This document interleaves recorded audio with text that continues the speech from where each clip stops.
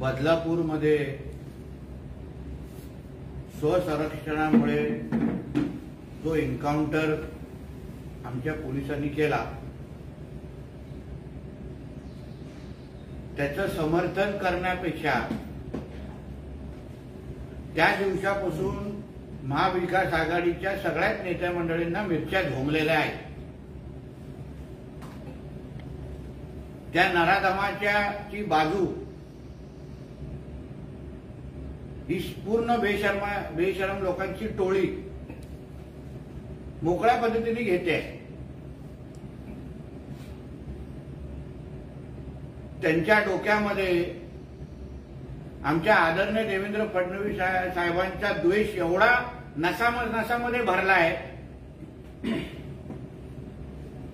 की त्यांना आज महाराष्ट्रातल्या माता भगिनींना मिळालेला न्याय,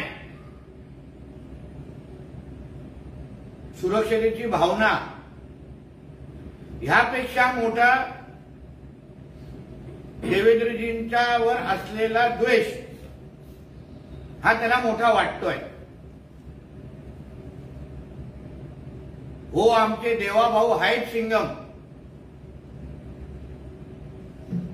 कारण का आज आमच्या राज्यातली माता भगिनी आमचे देवाभाऊ गृहमंत्री असल्यामुळे ते सुरक्षित महाराष्ट्रामध्ये फिरू शकतात.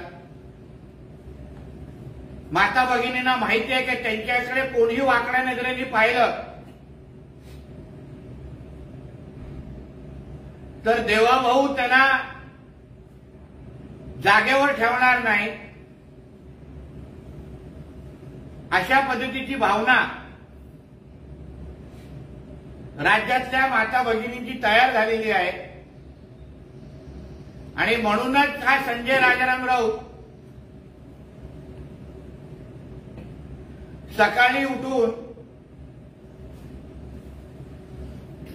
झाकण धुल्यासारखा बडबड करत होता.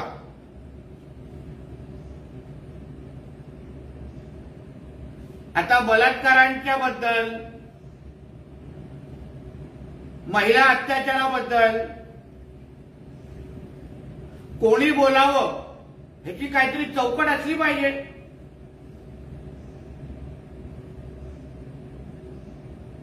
ज्या संजय राजाराम राऊतवर आज पण डॉक्टर स्वप्ना पाटकरच्या छळण्याचा आरोप आहे, धमकवण्याचा आरोप आहे, तिच्या घरावर दारूचे बॉटल मारले अशी व्यथा तिने व्यक्त केलेली आहे. त्यांनी महिला अत्याचाराबद्दल आणि बलात्काराबद्दल बोलू नये.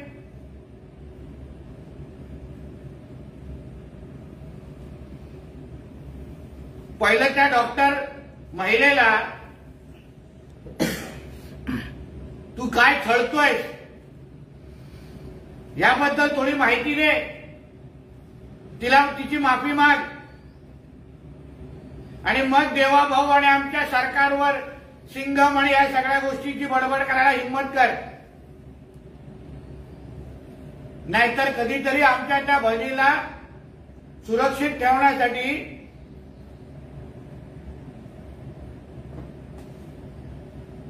देवाभाऊचा वार तुझ्यावर पण चालवायला लागेल.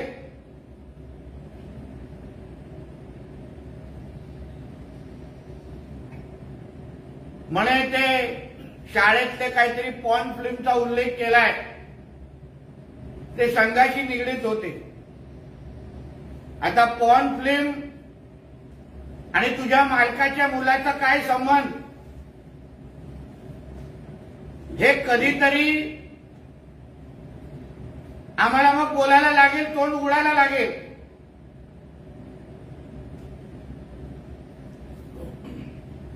तुझ्या ज्या मातोश्रीच्या 3ऱ्या माळ्यावर जो पॉर्न स्टार ठाकरे राहतो त्याचा मग चित्रपटांची कधीतरी वेब सिरीज काढायला लागेल. मग कळेल तो किती मोठा किती विकृत आहे. लहान मुलांचा त्या चित्रपटांमध्ये काय रोल आहे?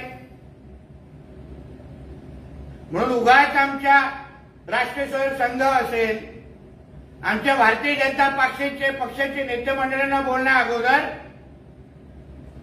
तुझ्या मातोश्रीमध्ये राहत असलेला पॉर्न स्टार ठाकरे त्याला पहिलं वेळेत आवर, नंतर आम्हाला गावागावामध्ये मोठे स्क्रीन लावून या पॉर्न स्टार ठाकरेचे चित्रपट आम्हाला रिलीज करायला लागतील. बोला. एकनाथ शिंदे म्हणतात मी सिंगम, फडणवीस म्हणतात मी सिंगम. या 2.5 वर्षात महाराष्ट्रामध्ये असंख्य बलात्कार आणि महिलांवर अत्याचार झाले. एकनाथ शिंदे यांच्या मतदारसंघात तर ठाणे जिल्ह्यात देवेंद्र फडणवीस यांच्या मतदारसंघात असंख्य अत्याचार झाले. मी आकडे देऊ शकतो. संजय राऊत. अहो, एकनाथ शिंदेजींच्या मतदारसंघात, देवेंद्रजींच्या मतदारसंघामध्ये किती बलात्कार, किती महिला अत्याचार झाले ही सत्य कधी ना कधीतरी मग बाहेर येईल. कारण की हात सहसा थोबाड उघडतो तशी परिस्थिती नाही. पण मतदारसंघात सोडा, मातोश्रीमध्ये राहत असलेल्या बलात्काराबद्दल, मातोश्रीमध्ये राहत असलेल्या शक्ती कपूर आणि रणजितची भूमिका राबवणाऱ्याला त्याला कधी तुम्ही आवर घालणार? मतदारसंघ राहिला बाजूला, पहिलं तुमचा मातोश्री हे तरी महिलांसाठी सुरक्षित आहे का? आमचे हिंदू हृदय सम्राट बाळासाहेब ठाकरे जेव्हा जिवंत होते तेव्हा महिलांना मातोश्री सुरक्षित वाटायची. आज तिथे मातोश्रीमध्ये राहत असलेल्या एका विकृतीमुळे मातोश्रीमध्ये महिला यायला घाबरतात. त्याबद्दल पहिलं थोबाड उघड. आधी तुमच्यातला सिंगम कोण ते ठरवा. मिस्टर शिंदे सिंगम आहेत की फडणवीस सिंगम आहेत, त्या दोघांनी बसावं आणि कॅबिनेट ठरवावे आणि त्याच्यातून सिंगम कोणते ठरवावं. चांगली गोष्ट आहे ना. सिंगम होण्यावर तरी स्पर्धा आहे. शक्ती कपूर होणार ती स्पर्धा तर नाही ना. महिलाला बघून आऊ आऊ बोलण्याची तर स्पर्धा नाही ना. म्हणून सिंगमची स्पर्धा अगर महाराष्ट्रामध्ये लागली असेल सिंगम बनण्याची, तर त्याचा फायदा राज्यातल्या महिलांनाच होईल. पण तुमच्या महाविकास आघाडीमध्ये बसलेले सगळे शक्ती कपूर जे महिलांना तेव्हा सरकार असताना जगायला द्यायचे नाही, फिरायला द्यायचे नाही, ती पहिलं स्पर्धा कधी थांबेल त्याबद्दल सांगा. कारण त्याचे नुकसान महाराष्ट्राच्या महिलांना निश्चित पद्धतीने होईल. अजित पवार यांच्याबद्दल बोलताना संजय राऊत असं म्हणतायत आता उपमुख्यमंत्री पदाला सुद्धा पूर्णविराम येईल. ते देखील आता बनणार नाहीत. सरकार त्यांचं जाणार आहे, ते विधायक देखील राहणार नाही. आज संजय राऊत नावाचा जो पोपट आहे तो असंख्य वर्षापासून बोलतोय की सरकार पडणार, पूर्णविराम मिळणार, हे सरकार 2 महिन्यात जाणार, मार्चमध्ये जाणार. कधीतरी त्याची भविष्यवाणी खरी झालेली आहे का?